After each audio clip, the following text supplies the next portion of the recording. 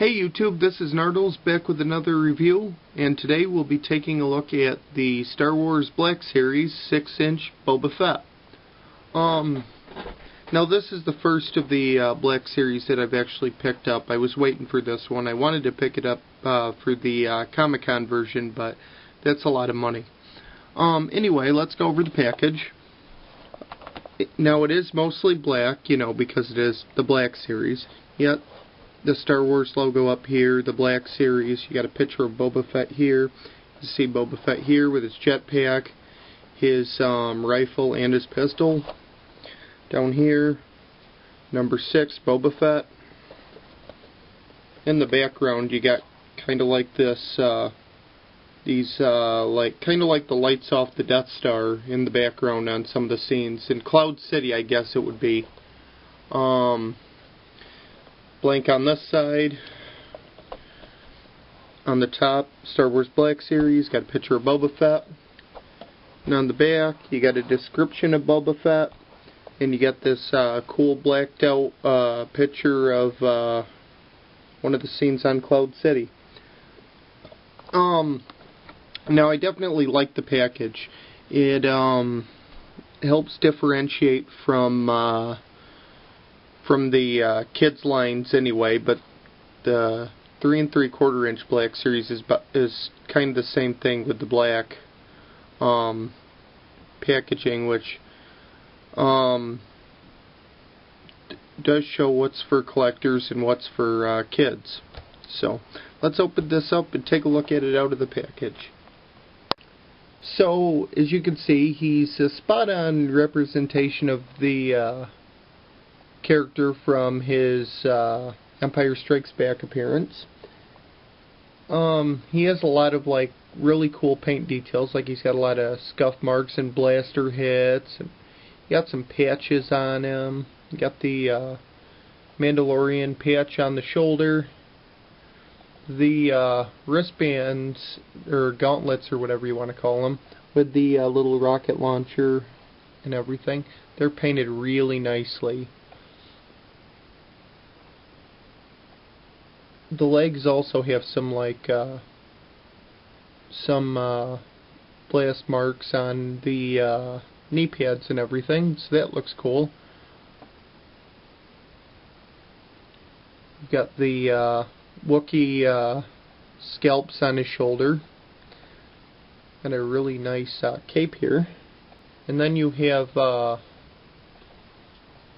2 little straps on here, which are supposed to be in the movie straps to hold the jetpack on.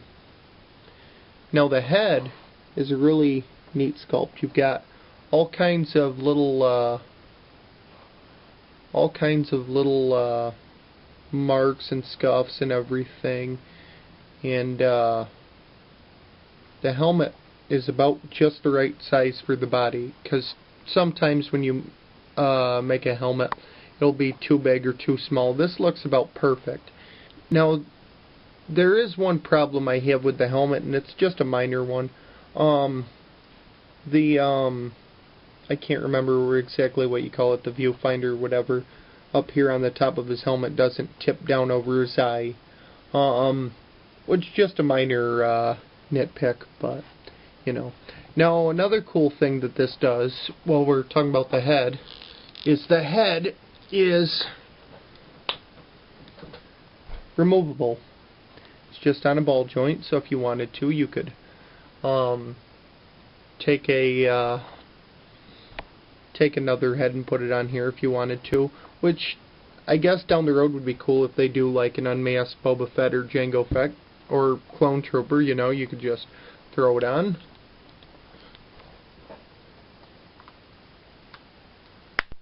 There we go. Now, for articulation, we have ball-jointed head, as you saw. Then there's the neck moves forward and back too, so a lot of articulation in the head.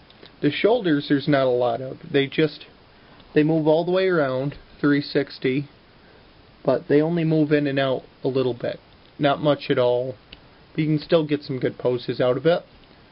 The elbows move forward and back and then around. Now just below the elbows it does rotate at the gauntlet. His wrist rotates all the way around and moves forward and back. The waist is on a nice rocker joint. The hips move out really good. Back a little bit and forward a little bit, but not much because of the oversized pouches here, which I wish were a little bit smaller, but again, another minor nitpick. At the thighs, you can rotate the leg all the way around. There's actually double jointed knees, which or actually the way they did it, it's the joints when you stand them straight up are right behind the knee pads, so that's kind of cool. And then the ankles move forward and back. They rock left and right, and you can actually turn them too, so you can get quite a few poses out of them. So overall, the figure itself is really neat. So let's bring in the accessories. We'll start with his jetpack. Now, there's not a lot of detail on it, but in Empire there really wasn't a lot of paint details on it. You still got some scuffs and some just a little paint apps here and there. But the Return of the Jedi version was the one that was really intricately painted. So anyway, there's just a peg hole in the back, just like with G.I. Joe backpacks or any of that stuff. Just peg it in.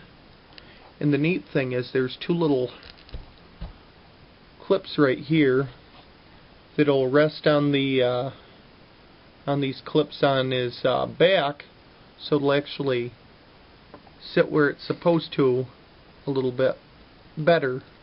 So we'll get that plugged in, and it actually plugs in quite snug. Now the other cool accessories he does come with are he comes with a blaster, which is basically looks like a repainted version of Jango's blaster from Attack of the Clones, and it does fit in his holster right here. Looks really neat. And my favorite accessory out of the bunch, we have his rifle. It looks cool. It's got a lot of nice weathering on the barrel, and the headstock's fully painted and everything. So really neat. Now he does hold it really well. So let's see if I can. Oh. Okay.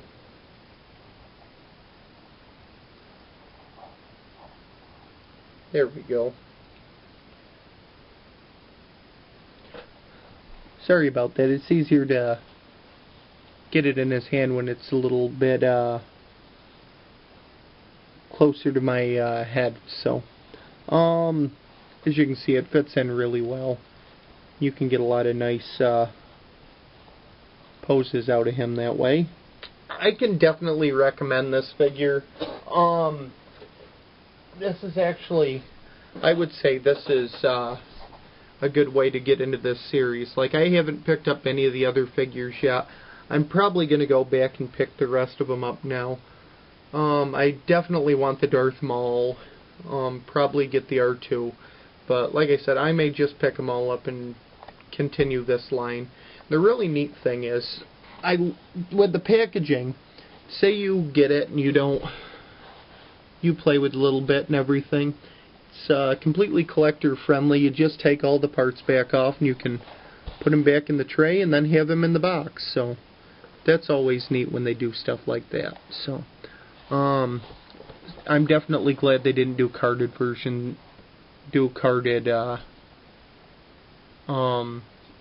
of this instead of boxed. Like I said, there's a couple minor problems, like the